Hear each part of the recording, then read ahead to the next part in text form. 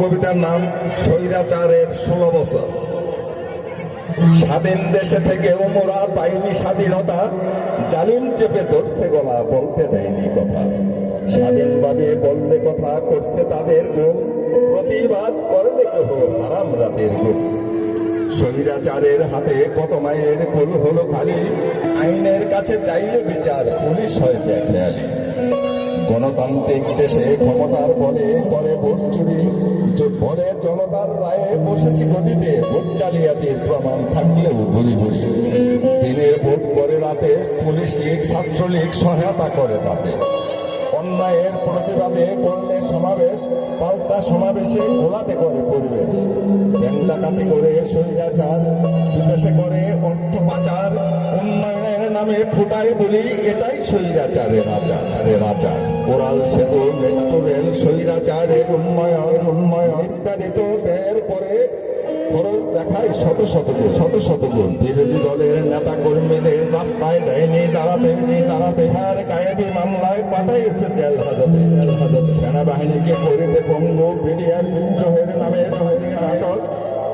34 সেনা অফিসারদের করিয়া হত্যা, নিরপরাধ বিডিআরদের করেছে আটক। কাউকে দিল বিভিন্ন মেয়াদে কারাদণ্ড, কাউকে দণ্ড। শাপলা চত্বরে গভীর রাতে হেফাজতের উপর চালায় আক্রমণ, মেশিন গানে চালায় গুলি, ইসলাম পন্থীদের করিতে নিধন।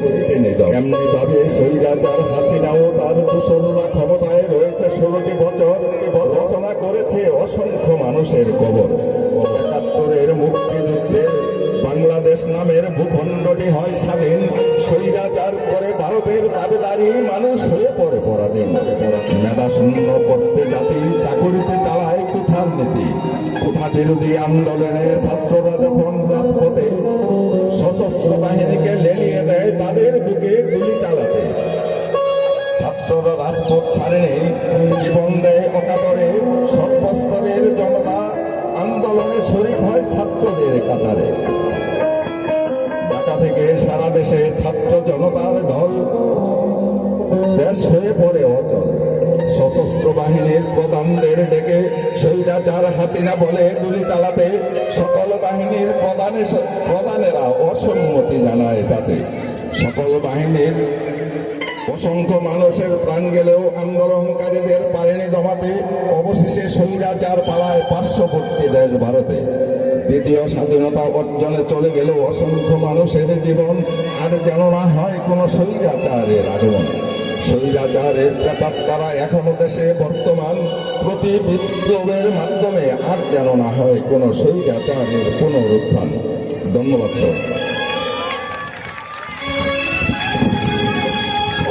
সুন্দর একটি কবিতা শুনলাম।